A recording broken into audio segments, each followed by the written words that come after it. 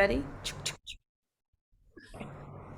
Um, so, first of all, I'm Ellen Lust, and I want to thank you for joining us here today. This is a project that's being established and put on by the Governance and Local Development Institute, along with Alternative Policy Solutions at the American University in Cairo.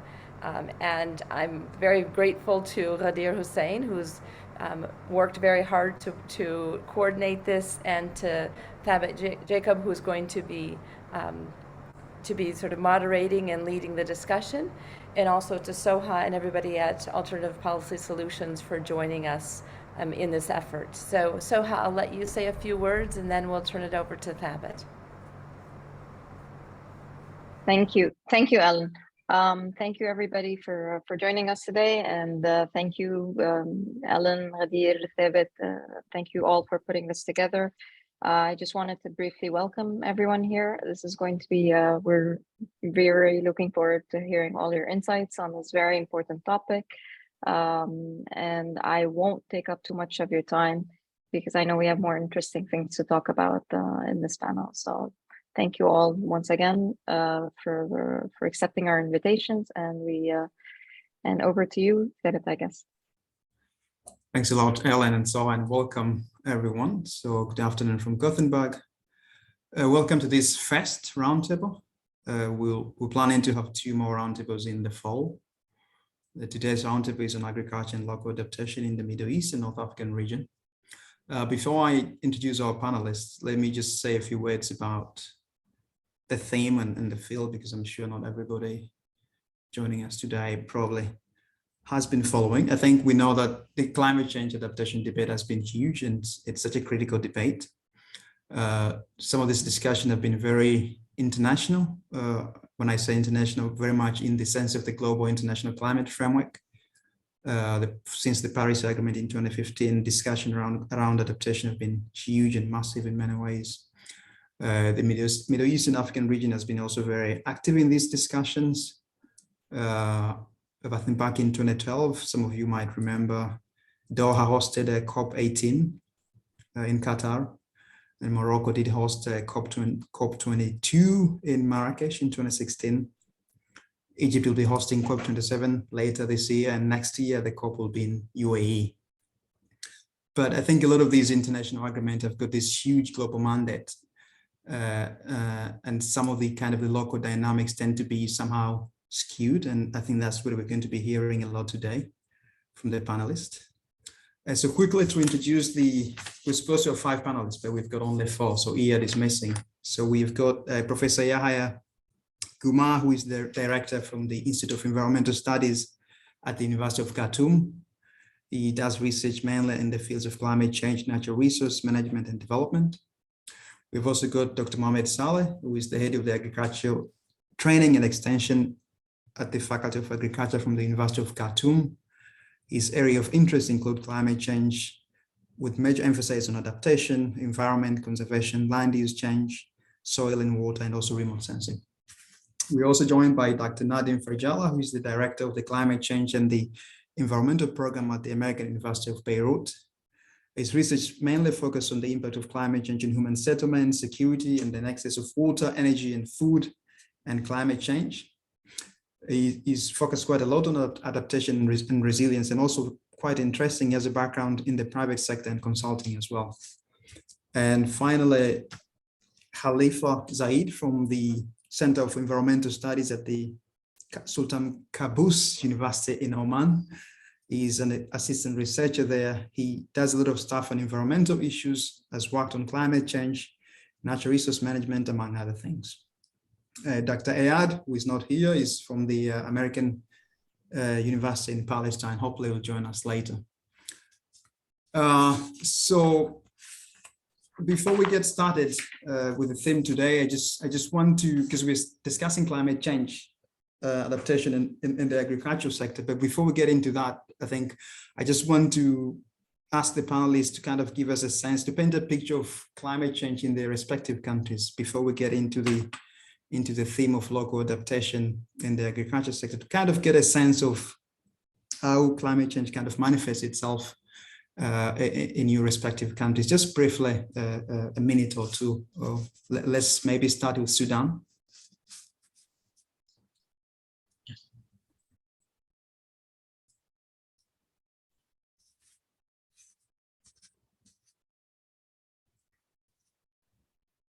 Yahya, you're muted. Yes. Thank you very much for offering me and my colleague Mohammed Saleh and all the colleagues. I think climate change is a very important issue in relation to Sudan. And this, the importance is coming from that the majority of the Sudanese depend on their livelihood on natural resources, which is including agriculture, water and soil, and animal production, forestry, and the climate change is affecting those sectors. This, for us, means that the population who depend totally on those resources will affect in terms of income generation, subsistence, which and capital accumulation and employment. As you know, in Sudan, the traditional rain-fed agriculture occupied the high percent in relation to the other agricultures, like which is depend on irrigation in national schemes, and this also the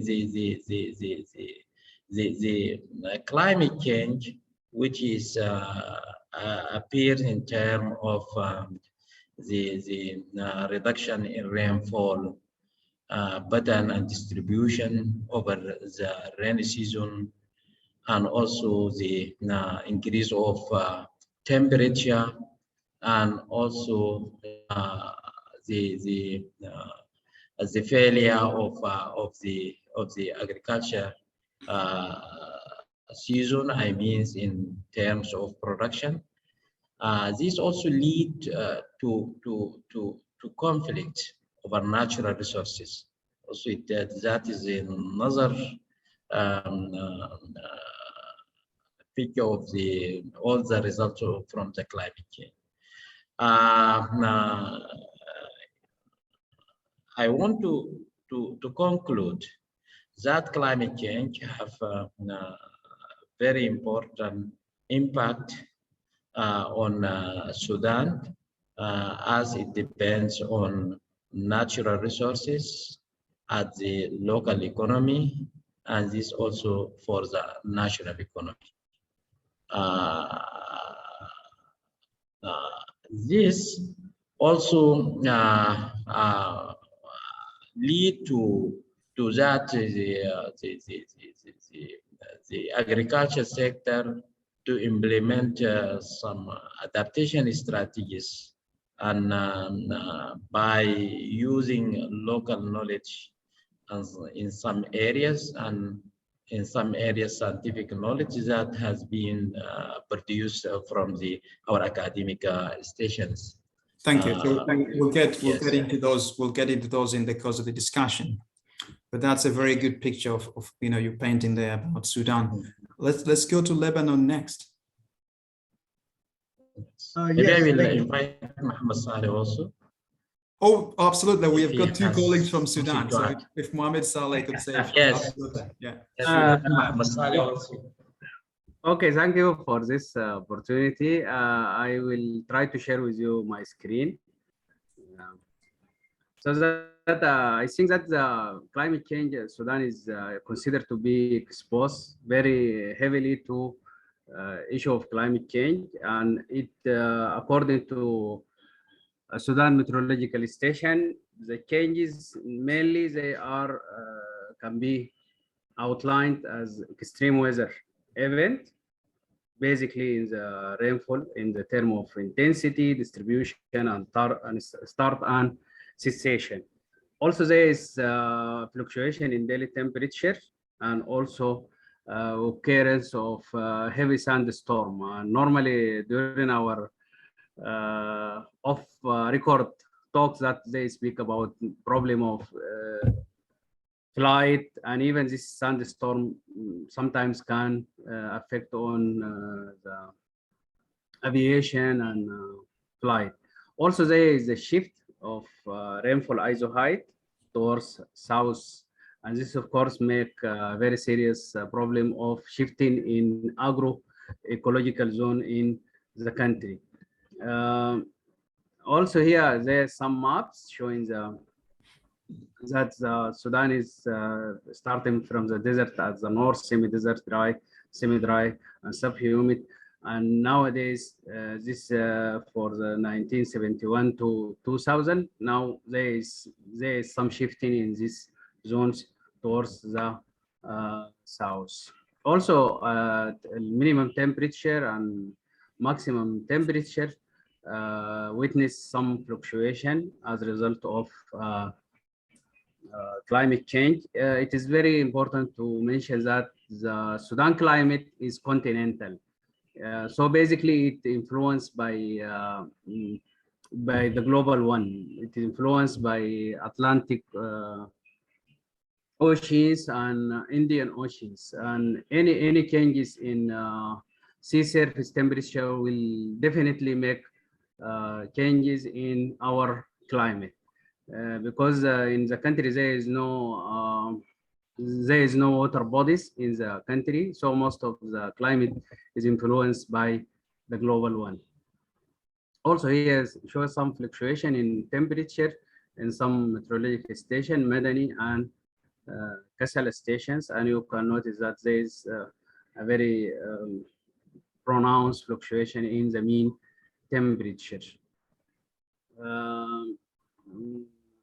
As Dr. Yahya mentioned, that agriculture itself makes some image showing that drought, and actually Sudan as influenced by climate change, witnessed many drought occasions, namely during 1985, and maybe some of you they can hear about Africa Call, Michael Jackson, and others, and it make a very grievous and disastrous condition in the country. Here also, and this image for 2 years, the flood, and here you can see that as a result of climate change, there is a lot of sandstorm, and you can imagine. Here's some commitment of Sudan toward climate change convention. I stop here. Thank you. Thank you very much. So that's Sudan, a very grim picture there about the impact of climate change. And we go to Lebanon next. Yes, thank you. I'll be quick. We'll elaborate later, as you had said. Right. There are several issues that we deal with. Temperature variability, especially the increase in temperatures leading to increase in evapotranspiration, which requires more water. This is opposed by an expected reduction in precipitation. To date, there has not been this reduction in precipitation, but however, we have been experiencing a constriction of snow cover, and we expect this snow cover to be reduced significantly. Temperature also has been is affecting the number of chilling hours that fruit trees need, and some of the production on that has been affected. Temperature also has been reflected in sudden onset of frost or delayed onset of frost or similar events, which have also affected the yield. We have witnessed, because of temperature increases and a longer period of higher temperature, increased pest infestation. and increased associated diseases with crops. And we have witnessed in the past 20 years a couple of instances, namely last year, locust swarms developing in East Africa and then moving on. We were lucky they didn't reach much of the Lebanese coast, but they just reached the northern Lebanon and then they died off. Severe storms, as my colleague here had said, generate a lot of dust storms. We've witnessing more and more of these, and this would affect the photosynthesis of many plants and the quality of the fruit produced, and also honey making and etc. We have experienced, because of severe storms, greenhouse damages, damage to crops and trees, and especially in trees, it is difficult to recover from because the investment is so high and the return on it is so long. And with severe storms, we have been witnessing flooding and erosion. In Lebanon, we have severe slopes. And once fires get hold of different areas, not part of our regime, but the dryness does contribute to that, we end up with severe erosion. So all in all, what we anticipate climate change to be doing is wreaking havoc in our agriculture, on our agricultural sector. Thank you. Thank you very much. And we go to Oman next. Khalifa, if you want to share some thoughts. Yes. Actually, Oman affected by climate change as well.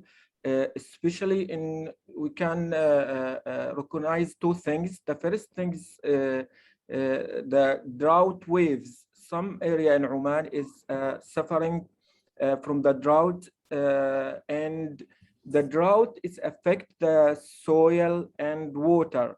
I mean, the level of salt is rise in water and in soil as well. And the second thing is the tropical cyclone. So the coastal area in Oman in recent year attacked by the tropical cyclone. The problem is the huge amount of water, because this water is damming the infrastructure and damming the farm. And a lot of people complain because the water sometimes suddenly come to their house. Actually, the strange things in this time in Oman, Oman is now get some monsoon winds, and almost now a month it was rain.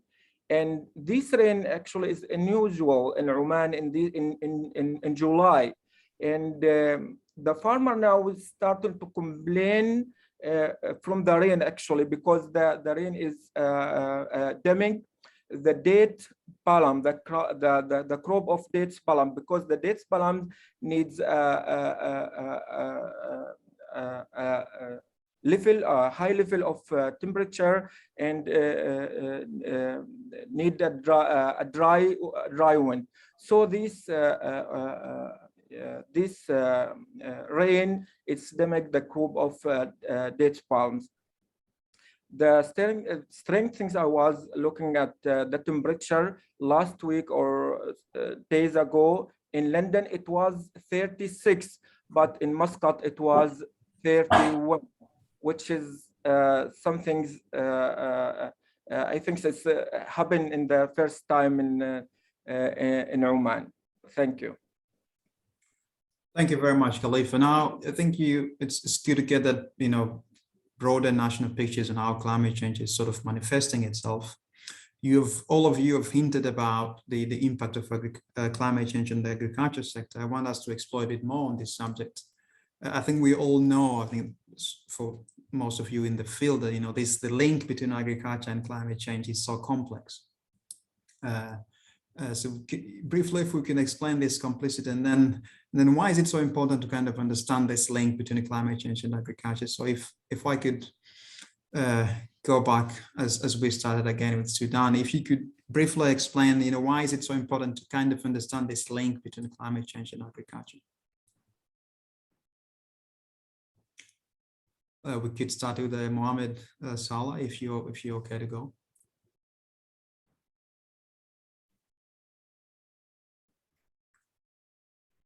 Yahya, you can start and I can. Sure, that's totally fine. Hello. Yeah. Can start here. Sure, go ahead.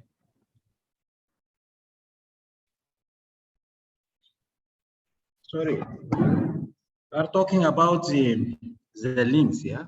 Yeah, I think before we get into the adaptation, which is the kind of core of the theme, I just want to kind of explore this link between climate change and agriculture, which I think to most people is very obvious, but it's good to kind of appreciate why is it so important kind to understand. So if you could share a few thoughts on that. Yes, I think from my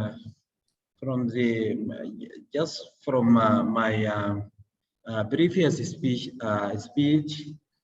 yes, I explained that the environmental factor, when we are talking about temperature, when we are talking about rainfall, and when we are talking about drought, and so on, all these factors affecting with the climate change. And those factors are very important for agriculture. See, the crop needs minimum temperature to grow, and when it heated, I think that the plant will affect with the temperature.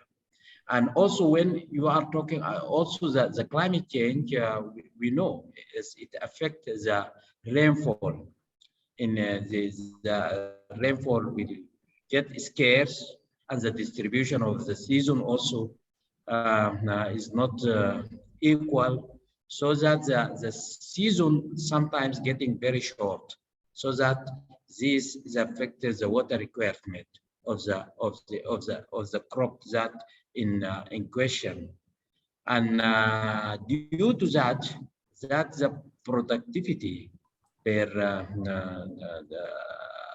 area will be affected, and that is obviously, yeah, we observe that in Sudan, in the areas that is totally depend on rainfall. The production is not promising from you see the last 10 years. Yes, and this due to that due to the climate change and maybe other factors, the rainfall distribution is not equal or not well distributed all over the season. And also the climate change affect the distribution of the pests and diseases. Yeah, when there is optimal temperature for the pest or the insect to grow or to spread in the field, so that also this may be due to the climate change, and the agriculture will be affected, so that people to adapt. Yeah, just I want to show people now the use of chemical and pesticides is very high, and you can see that in the figures of the demand is increasing due just to fight the insect and the disease. And the other thing is that also the livestock, this is indirect relationship due to the decrease of the rainfall and the unequal distribution. the pasture and the rangeland affected, and the green cover is very low, so that the animals enter the agricultural fields, and this also causes conflict between the farmers and the pastoralists. Thanks a lot. If there's anybody want to add in, we can move on. But I'm happy to hear more if there's any from the speakers. If you allow me. Absolutely, yeah. Go ahead. Yeah. In addition to my colleague, in addition to my speech, of my colleague Yahya, I think that agriculture is climatic dependent activity. Most of agricultural activities depend on a certain type of climate. And when we talk about agriculture, always we talk about the climatic factors that affect the agriculture, like temperature, rainfall, and even soil itself is affected by climate. So all these together, they make what was called as agroecological zone. Each agroecological zone is characterized by certain climatic factors that make this area suitable for certain crops and trees. So any change in climate will drastically affect the agricultural practice or agricultural behavior of the society. And of course, as my colleague Yahya said, when there is any deviation or in temperature or in rainfall pattern, this of course will result in reduction or failure of crop itself to grow. In case of Sudan, especially because our land is very dry, the rainy season is very short. So the starting for a growing season is actually nowadays is affected, because what we used to as a starting date nowadays, they shift either forward or backward. So the farmers themselves, they are not recognize the suitable date for starting agriculture, the sowing date, and this of course will result in some uncertainty in crop production, and also in continuity of rainfall during the growing season, so that the farmers can be ensured that they will get production from their land. Thank you. Thank you very much. Does anybody else want to just add in, or we should move on? Nadim? Yeah, I'd like to say something. Sure. If I may. The issue here is for the linkage, as you said, is very well known. And knowing what that link is and the different branches of it would allow us to start adapting to it earlier, so that the investments that we put into any adaptation measure that we take would be less costly. And we don't have to react to a certain or a particular event as it comes along.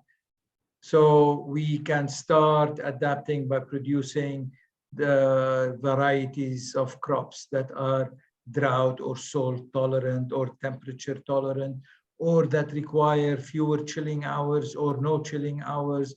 We build up our infrastructure to be able to withstand the changing weather patterns. All of this can be done gradually, rather than disaster striking and then, oh boy, look what we've got to do. We've got to pay off farmers. We've got to support people who've lost their livelihoods, etc.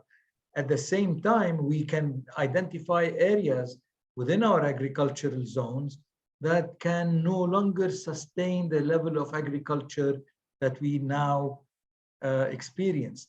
And this will allow us also time to retrain, provide farmers with different skills to move away from farming, yet still stay in their area, in their areas, so that you would not experience this internal migration or even immigration out of the country, and the added stress on host communities, etc.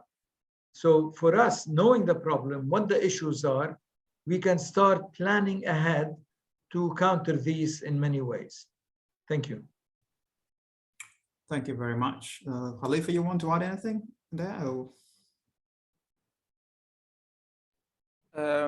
Just I want to add the important things in GCC country or the Gulf country is the urban area. I mean, the urban planning in the past doesn't consider these things of climate change. So now most of the building come on the wadi or on the valley. So when the water is come, it just come on the land farm, and I mean affects the all the farm in that area. So actually we need to talk about the urban planning as well as one of the strategy to avoid the climate change or the damage from the climate change in the future. Thank you very much, Khalifa. So let's move on. Now we're going next to adaptation. You've all hinted at adaptation, and we all know that communities that are affected by agriculture and climate change are struggling to adapt. I mean, adaptation has always been a very important topic at the international level. So back in 2010, for those who have been following, there was a huge thing called the Cancun Adaptation Framework at the COP, was it COP 16 in Mexico? And some people are saying that, even in Glasgow last year, adaptation again was a big thing. It's definitely going to be a major discussion in Egypt later this year. But this may sound like a very obvious question that, adaptation, as I said, is quite complex, but is also, I think, very poorly understood by so many people. So this may sound like an obvious question, but what exactly is adaptation in the context of agriculture and climate change? You want to start with jump in. Nadim, you can go ahead and then I'll jump in. Sure. Look, I'm not going to go by the textbook definitions that people put out. Let's be pragmatic here. Adaptation is enabling farmers. Let's talk about agriculture and the agro-food industry. It is enabling farmers, the producers of food, to live with whatever changes that they will experience in their climate, and to stay productive with the ability to maintain a certain level of quality life, a decent livelihood. You can stay alive and be a homeless person on the streets, or you can stay alive in a home, at least making ends meet. So to me, this is where I would start with adaptation. It's ability to produce, maintaining the ability to produce substantively rather than just for subsistence, but for more than subsistence, to enable a decent quality life and the livelihood that can be, if you will, transferred to your children. Over. Thank you. Thanks a lot. Somebody else wanted to come in. Was it Yahya? Yes. Yes. Sure. Thank you very much. Generally, climate change adaptation, yes, it means that all human actions to adjust social and economical and ecological systems. And this, when we just reflect this definition to Sudan situation, I think, as I mentioned previously, the majority of the population in Sudan, say more than 75% of the population, are farmers. This and even we are coming from the farm areas. We are our families are yes working on the farm, and in this regard, the community in the rural area who depend on the rain-fed agriculture, they introduce some adaptation issues, and this led me to classify them to adaptation mechanism or strategies that depend on local knowledge or indigenous knowledge, and others are depend on scientific knowledge, and also there is the third one that is emerging the scientific knowledge with the traditional one. We find in those areas that is water harvesting techniques that people use. We'll get into that in the next discussion, but I just wanted to kind of just get the sort of like the definition, because I think a lot of people tend to kind of confuse this whole thing of adaptation. But we're going to get into the discussion about the local adaptation strategies. So if anybody else want to add in on kind of like how do we understand adaptation on top of what Nadim and Yahya have said. Khalif, I can see you feel like you want to jump in. I just add one thing. Maybe we'll try to stop the climate change, or to build a strategy to little bit stop of this climate change. But I think the most important thing is mitigation. How we can mitigate the damage of this climate change. I think this is the important things for our country, because maybe the cause of the climate change, we are not the big part of these things, but now we have to think about the mitigation. I think this is the most important things in my mind. Thank you very much. Mohammed Saleh, I can see you're trying to. Yes, I think that adaptation is somehow is also related to the coping strategies of the communities to climate change.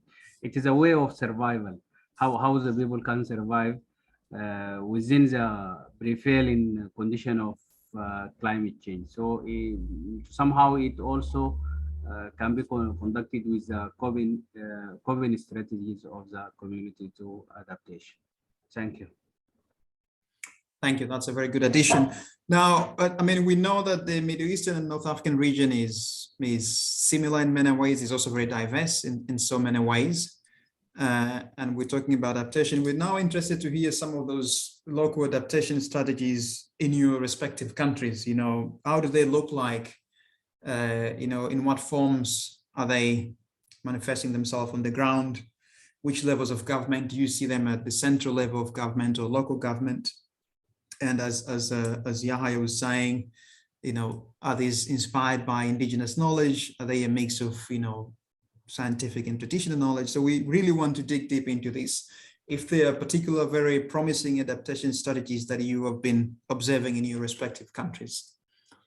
Let's start again with Lebanon. Okay, look, there is not a clear adaptation per se strategy.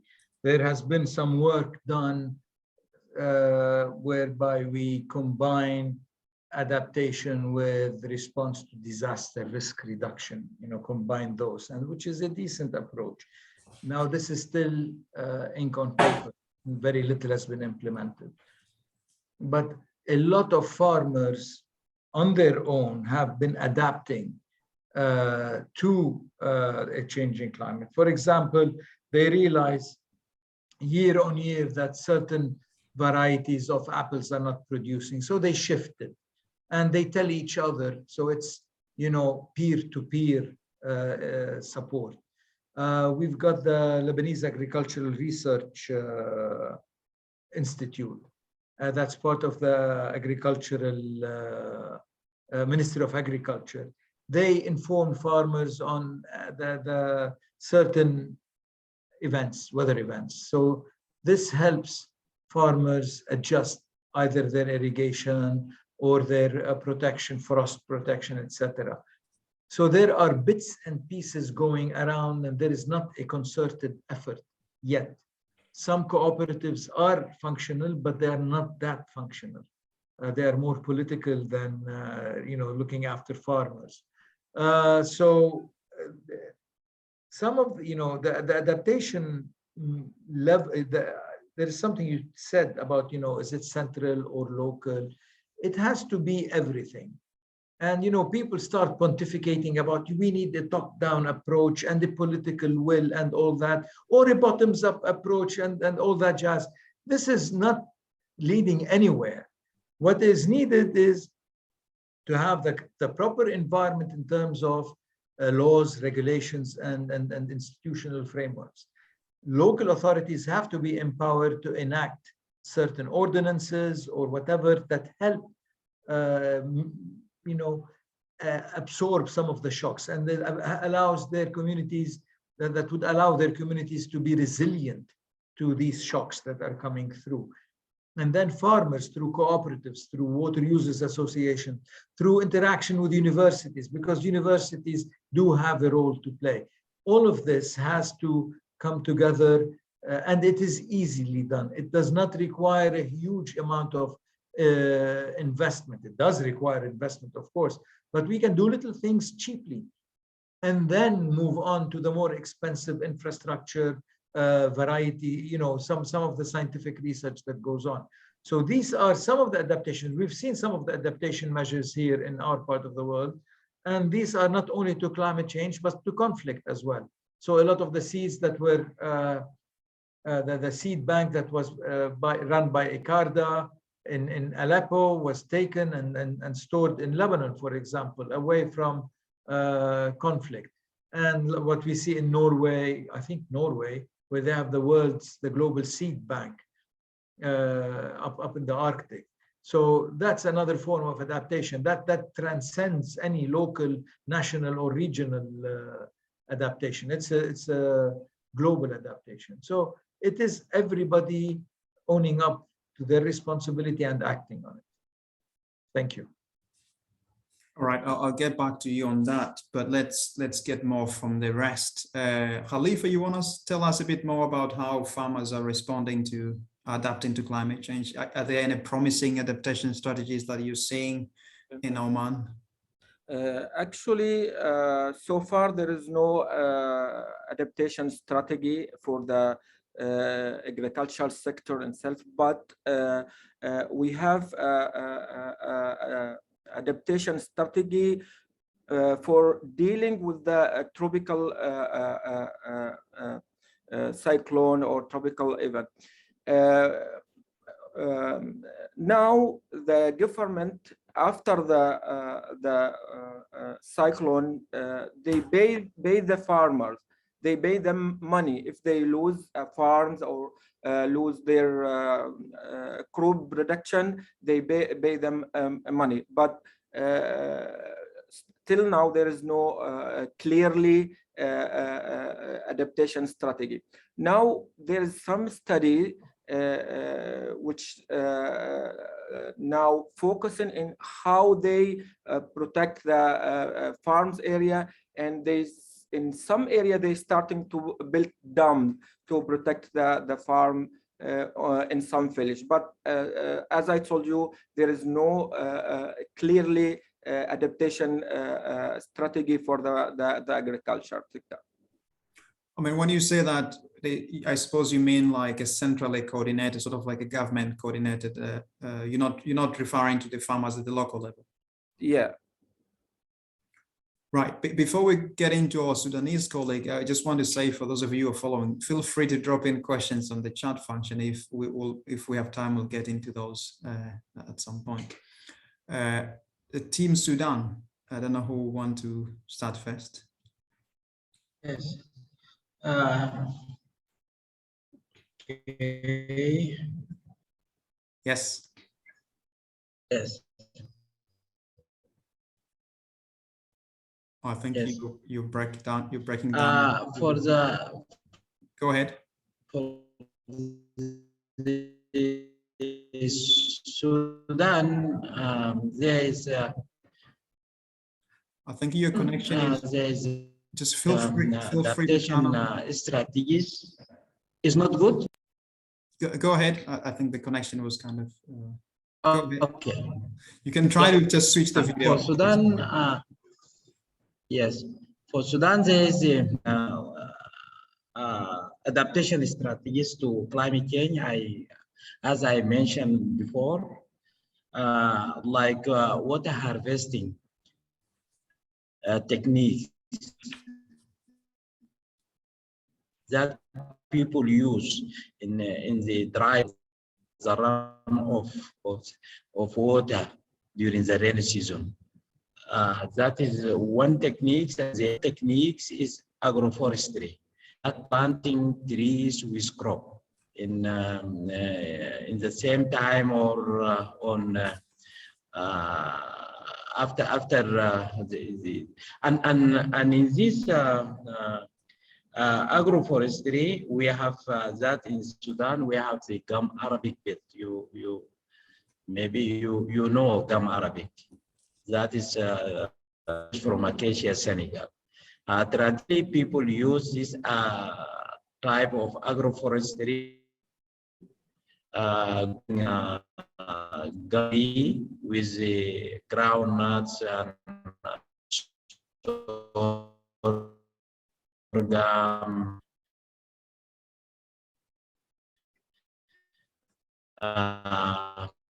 and watermelons, and I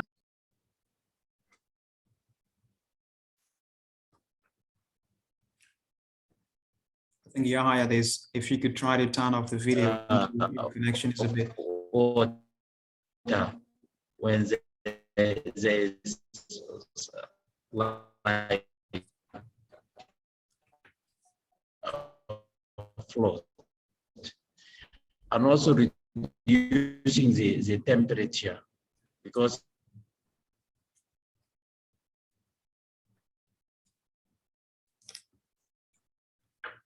I think I can take the lead from here. Yeah, we seems to be losing him. Yes, yes. Yes, Mohammed, go ahead. Yeah. Actually, the agriculture in Sudan is very important. And actually in Sudan, we don't consider agriculture as only for production of crops only, but also the animal part.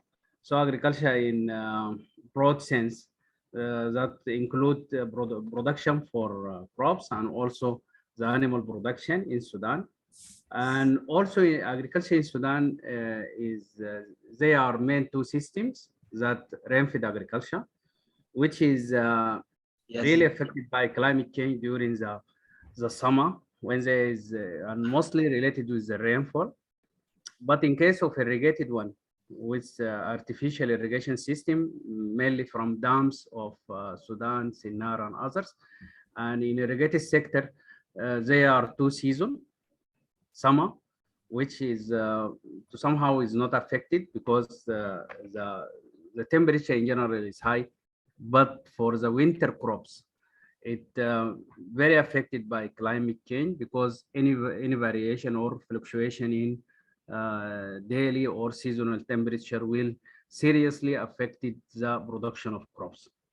As my friend Yahya mentioned that in Sudan there is almost some strategies related with climate change, and this is an output from an effort from the worker in the climate change issues. They try hardly to mainstreaming the climate change issues in planning and strategies of the country.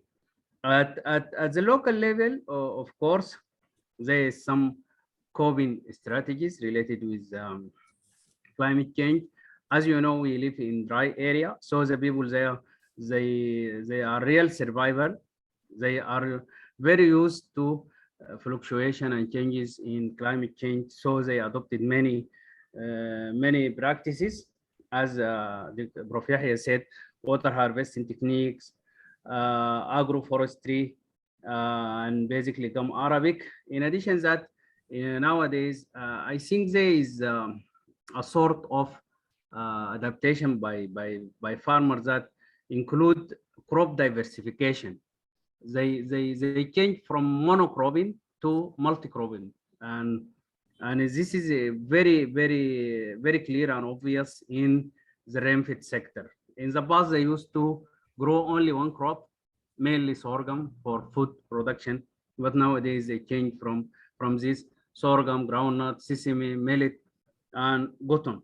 And also the local communities themselves, that they try to diversify source of income. So some of them, they diverted from agriculture to other activities to keep them survival during the hard condition. Also, there is a sort of commercialization. You know that in traditional societies, the livestock itself in the past, it is a source of wealth and pride rather than source of money and income. So nowadays they work hardly to make commercialization, commercial issues, and they introduce ways to, for example, to provide for their animals fodder, drinking water during the hard days. Also, now most of the farmers looking for seed varieties that are tolerant for heat and tolerant for drought. In addition, nowadays, also there is a way to compensate the shortage in irrigation water. So many farmers use groundwater to compensate for water shortage. I think this is enough. Thank you. Yeah, I will get back. Yeah, hello. On that, is somebody else coming? Hello. Yes, I disconnected from the meeting because the internet connection was very bad. Welcome back. Yeah. Yes, I think Dr. Mohammed Saleh will give a brief to Sudan adaptation strategy. I guess water harvesting is one, and agroforestry is a second one, and improve seed for the short growing crops. Yeah, just to short the period of the crop. And the more important thing is that in the rural areas, the majority of the rural inhabitants, is diversification of livelihood strategies.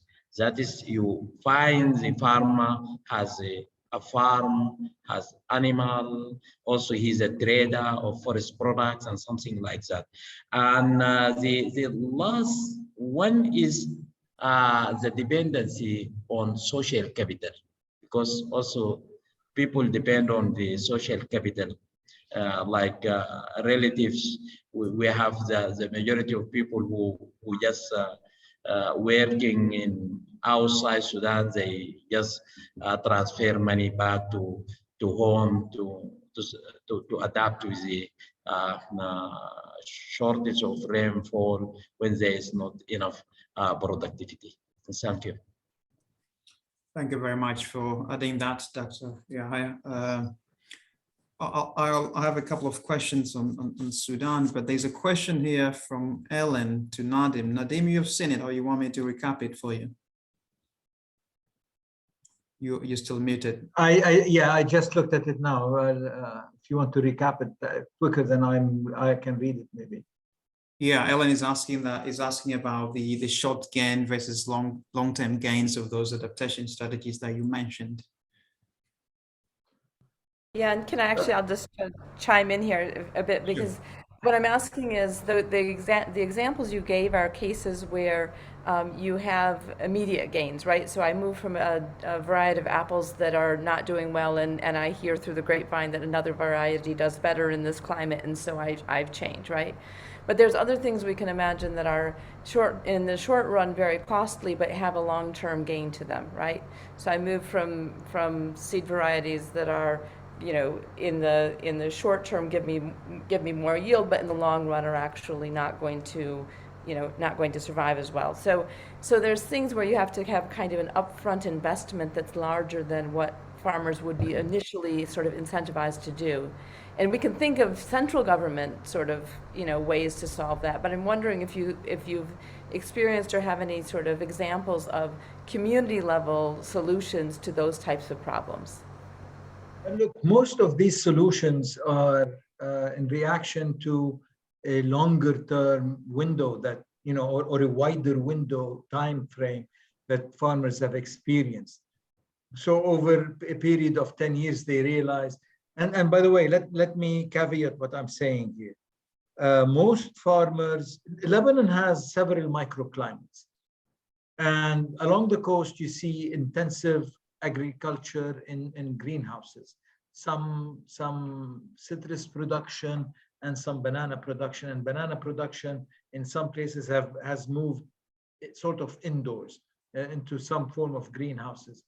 You've got the mountain ranges, that's where you get most of the fruit trees, etc., but also some of the vegetables. And then you've got the Bekaa plain, which is the breadbasket. You've got the wheat, the field crops, and etc.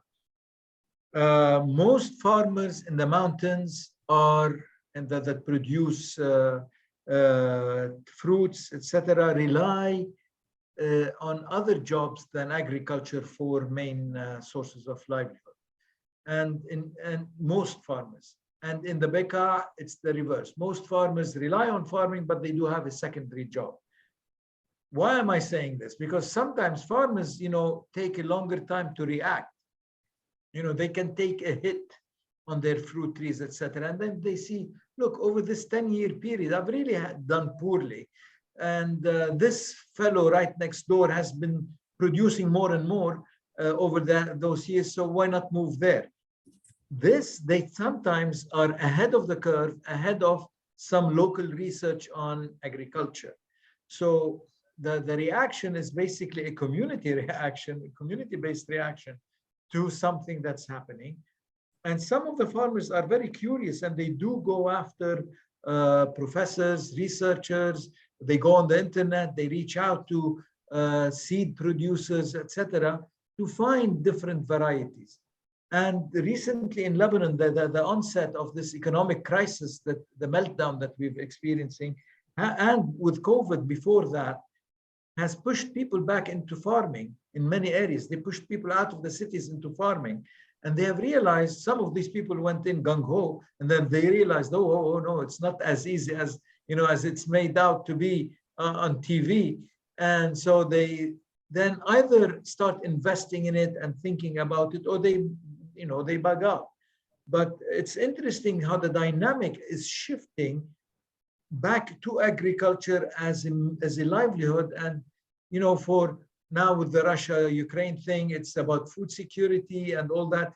So this is coming back, and there is more incentive to look at local problems and address them locally. And the disentanglement of local communities and farmers from the big seed companies, because everything now is hybrid. And you get a hybrid seed, you cannot produce anything from it for the next year, you have to buy it again.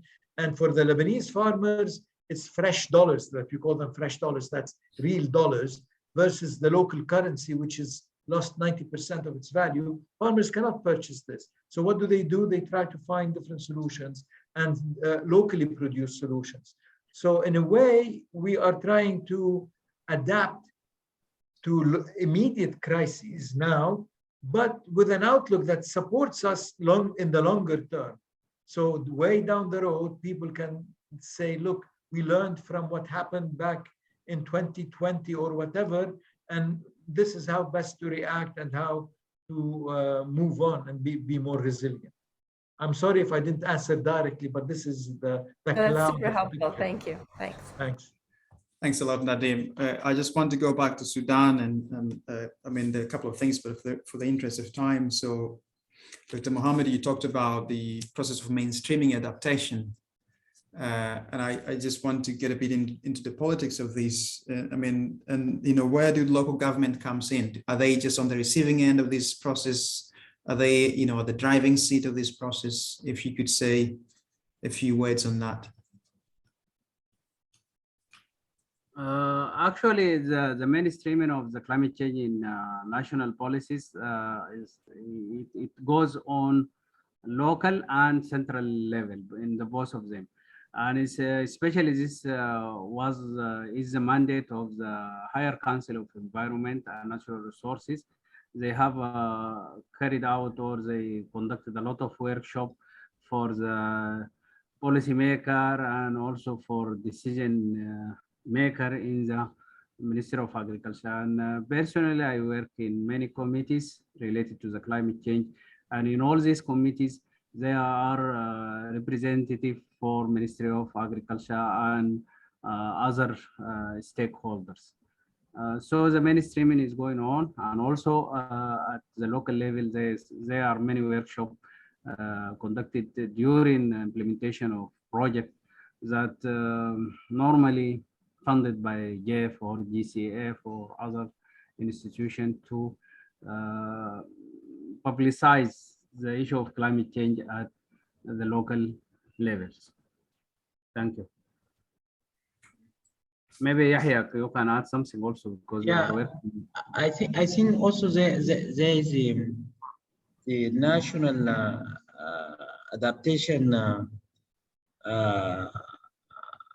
Sudan National Adaptation Program, that is NABA, yeah? NABA and NAP also, yeah. Yes, NABA, I think that is a program for adaptation program, yeah. Yes, for the climate change adaptation program in natural resources sectors.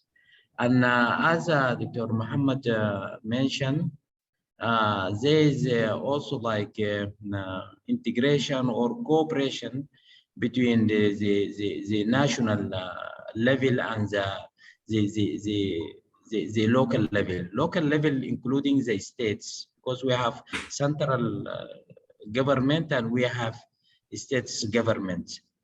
And this NABA is like a national adaptation program, but also it has been built by the like consultation workshop with the people at local level, at the state level.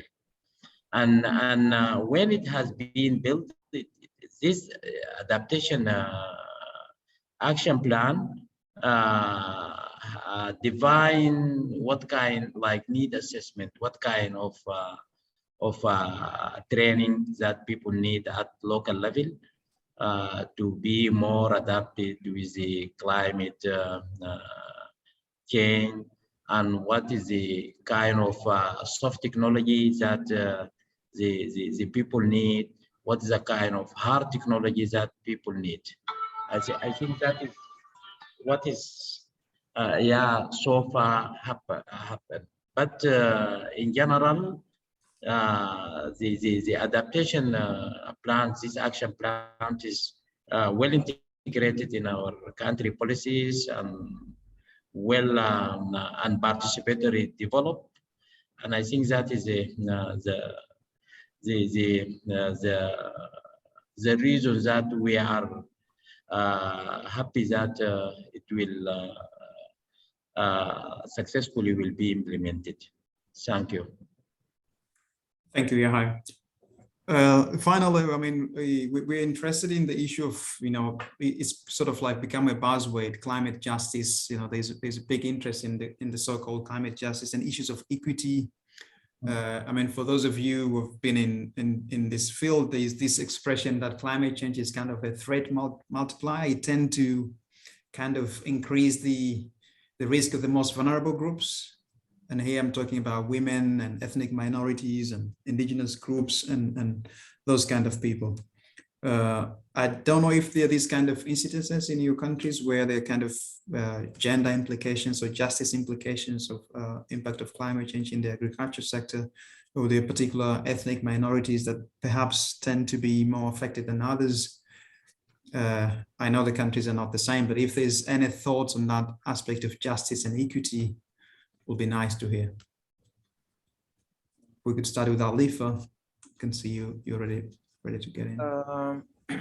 What can I say in this point? Maybe I can talk about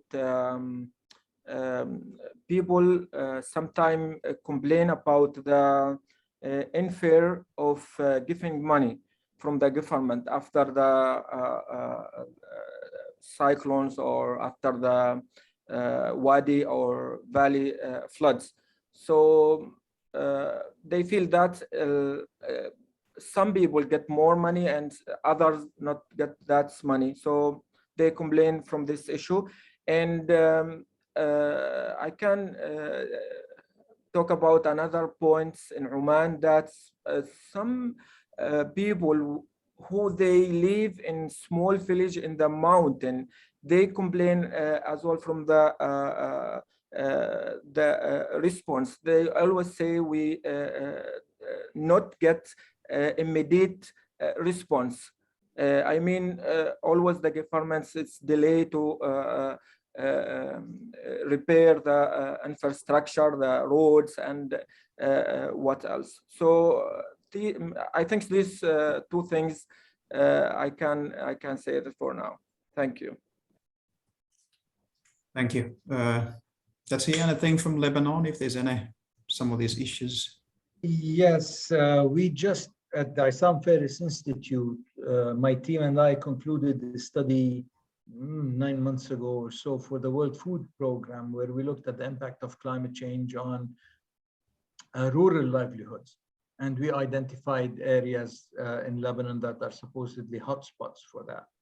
And the key issue, the more vulnerable groups, forget for the displaced people coming in from Syria and Iraq. They are in and of themselves, by the way, less vulnerable than many Lebanese right now who live in rural areas because they already have a safety net provided by the international community.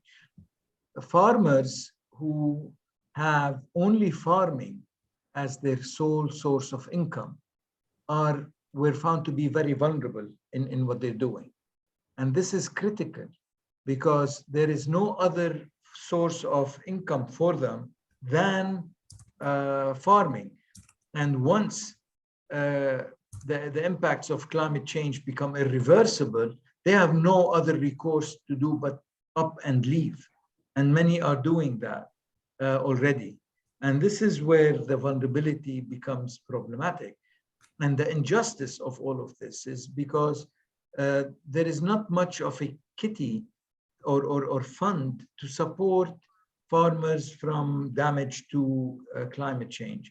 And most of the money that comes out of the COP and everything related to the COP, predominantly, if you look at the volume of it, the map, is for mitigation, because developed countries get a kickback into it through the use of beneficiaries of their technologies, of their expertise, etc. So the money is not really,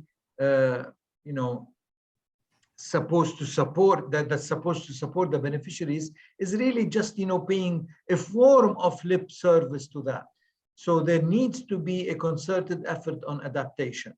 And as Khalifa mentioned, it's not only for farming, because we really need to start controlling urban areas as well, because these are expanding into farmed areas, which then expand into forested areas, and then you lose biodiversity, you get into all sorts of chaos in terms of habitat destruction and ramifications.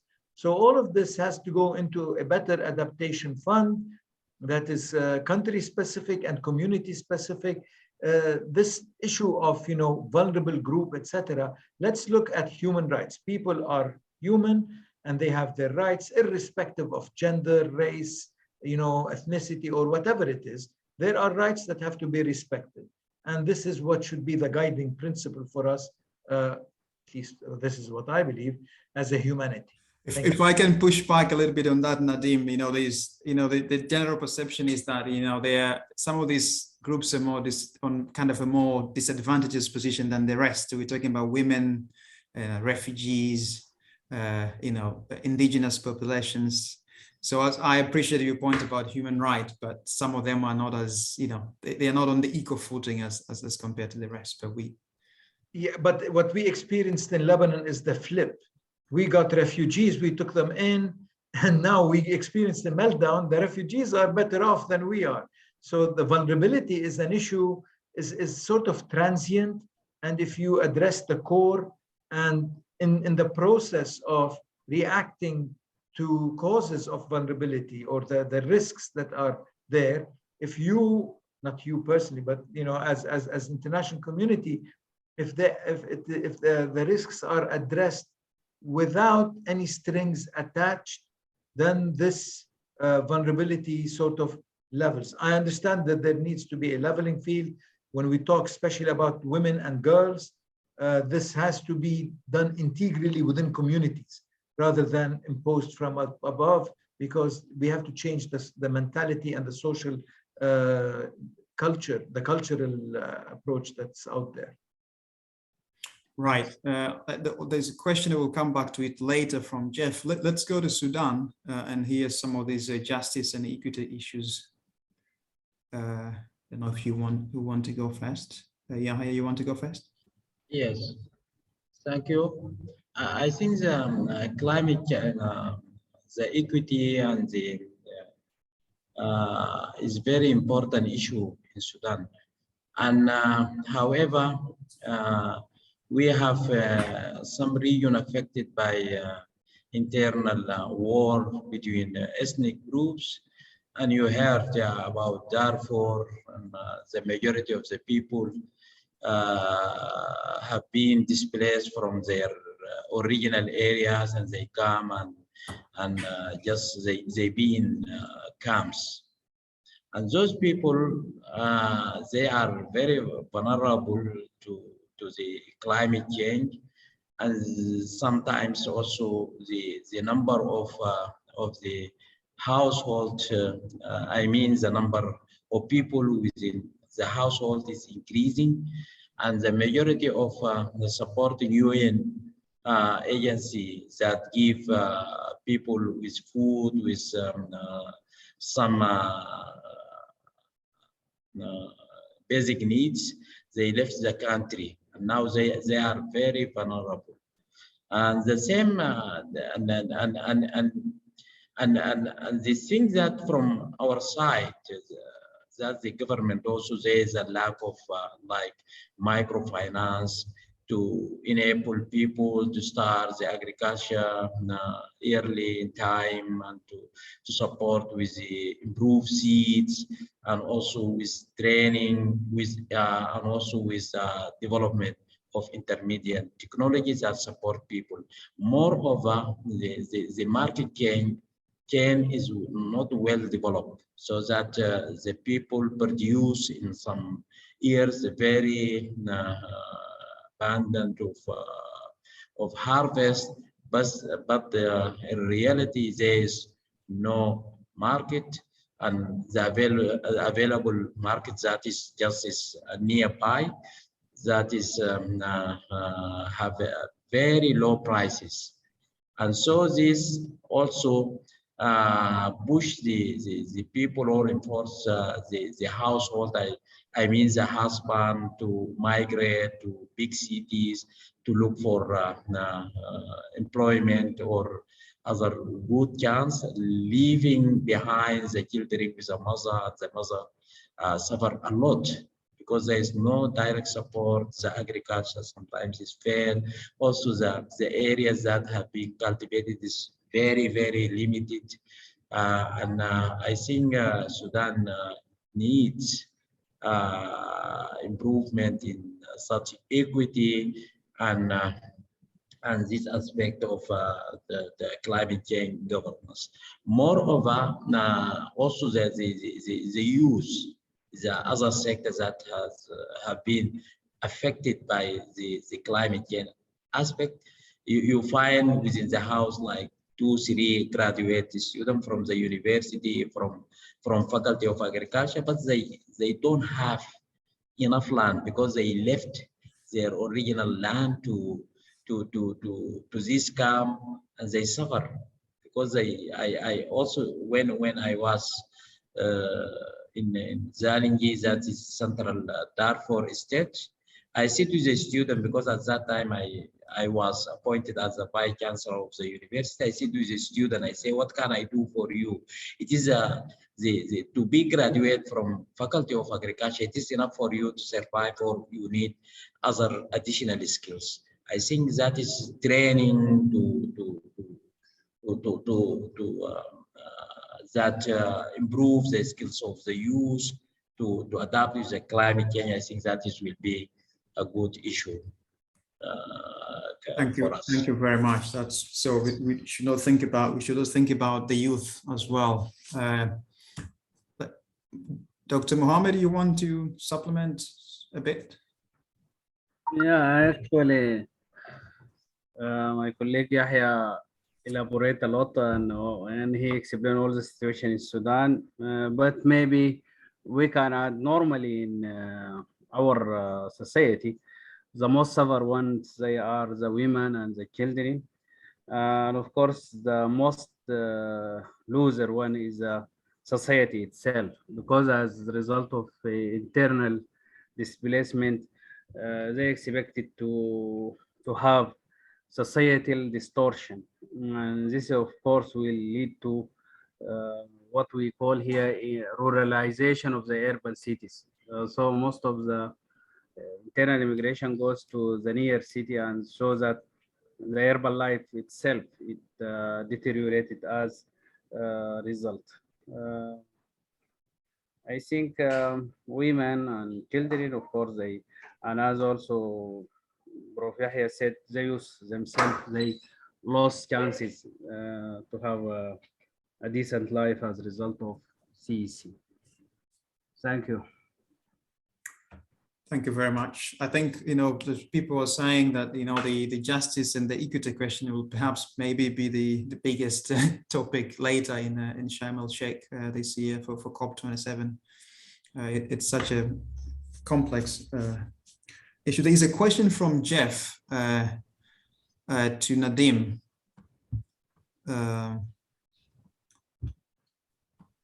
Let me just get it. So Jeff is asking that, Nadim, you mentioned that the cooperatives that were developed are more political than looking at the farmers when you responded to the question earlier. Could you say a bit more about the politics of climate change policy, not just in Lebanon, but also to the rest of the countries, you know, the politicization of the process in itself, if you could say a bit more on that. One of my pet peeves here, the politics of climate change on the regional level is skewed to those that, in favor of those that produce oil, because they have the money and they can sort of dictate what other countries' positions should be. In that sense, are you saying the oil producers from the MENA region? Yes, yes. If you look at the League of Arab States, whatever position the League takes in terms of support or of any of the non-oil producing countries, it's minimal, if any at all. And this is where we really need to bond together all sorts of countries, because in the way we look at climate change, we cannot lump the MENA together. The MENA has different agroclimatic regions that should be addressed separately. And there are different vulnerabilities and different risks associated with the geographic and climatic regions in the Middle East, and socioeconomic development as well. So our ability to adapt basically is oftentimes associated with your GDP and how much income you get and the level of education that you have within your community, amongst others. But these are very strong indicators of the adaptation ability of countries. And when we go into negotiating certain treaties and agreements, you get sometimes, because of the fear of the big carbon tax. Most OPEC countries in the area are still heavily reliant on oil for their economy. And if there is a severe reduction in the use of fossil fuel or a big carbon tax, their economy tends to suffer. And so they want to soft land, basically. And this is something that is not possible for our part of, for humanity. We need to stop as quickly as possible this huge reliance on non-renewable energy, and then, you know, trickle away into different aspects. The reverse is what is wanted, and this is reflected in many of the deals that are made at the COP, in many of the funds that are set up. They are all sort of cloaked behind some big companies or the leading developing countries. And that's, in my opinion, this is my opinion about what's going on and how I've seen it develop over the years. On a local level, local industries and local lobby groups, as with any country, play a huge role in what is done. And as we saw in Europe, there is a knee-jerk reaction to jump right back into running back for coal. This is ridiculous. But this is the coal lobbyists working in Europe and in the US instead of doing something else. Similarly, in countries here, the monopolists who control import of oil into different countries, they want to still keep making money, and they're able, with their money, power that money brings, to interfere with laws that allow renewable energies to be more commonly used and or supported by governments. So these are some of the issues. But my main take is lobbyists at the country levels are problematic, and the big oil companies at the global level are also problematic in guiding the policy that we're looking for. Yeah, thanks a lot. I think we can have a couple of 2 or 3 panels on those subjects. Quite a lot of things to take up there. Is there anything from Team Sudan? I can see Mohammed was nodding. You looks like you want to say something, Dr. Mohammed. No? No. No. Okay. Well, we've wrapped up, but I want you to kind of give your final thoughts before we conclude. And I'll start with Khalifa.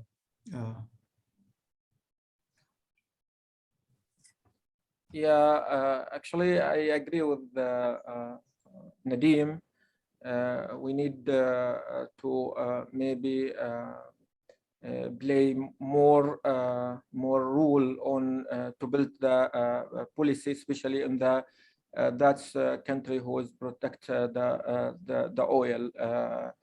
And actually, in Oman, we have the environmental policy. That policy is protect the environment from the people, but we don't have any policy to protect environment from the nature. And I mean, we need something to protect the nature and protect the environment. And we need a plan strategy or adaptation strategy to do these things. So maybe we should start from now to take more care about the climate change for the future. Thank you. Thank you. Do we have the rest coming in? Nadeem, you want to give it a go? Yeah. Yeah, I'll be brief. I think it is climate change is not something that's anticipated. It's happening. Many people are living it. So we might as well start investing now. Any penny that we, an ounce of prevention is worth a pound of cure.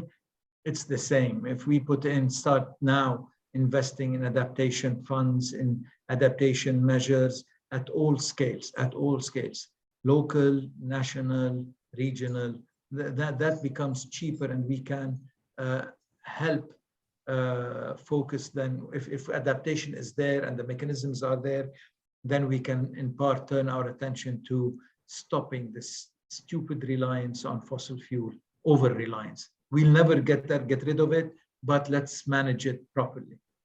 Thanks.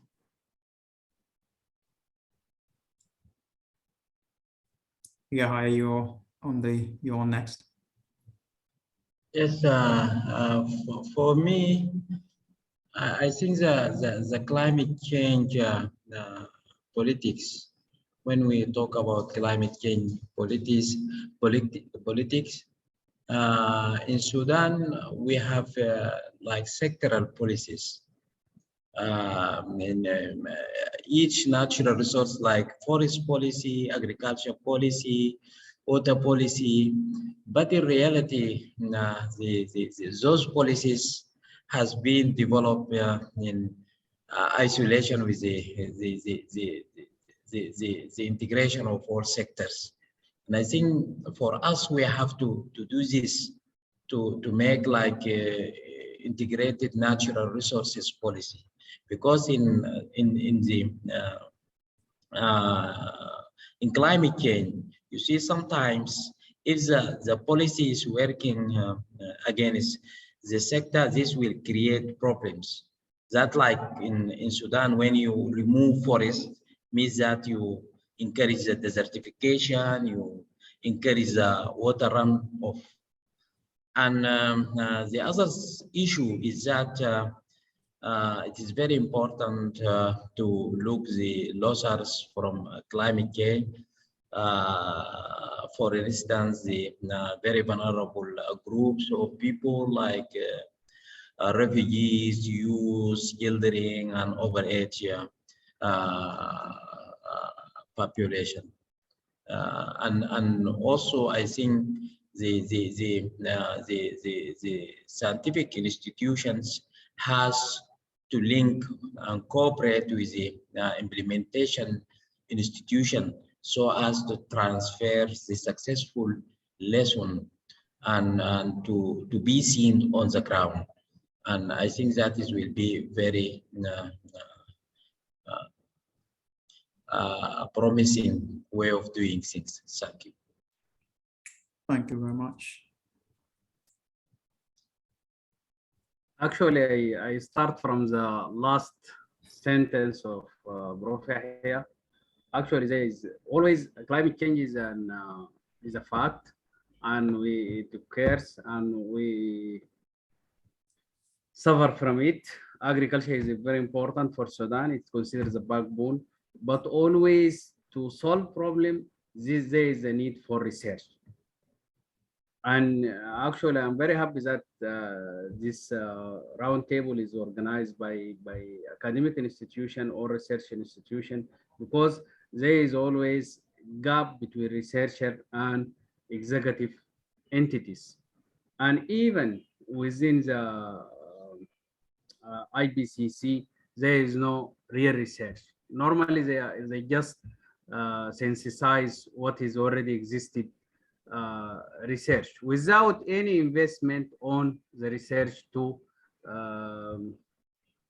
we can say to combat or to cope with climate change. So there is a very big gap between researcher and implementing and related institutions of climate change.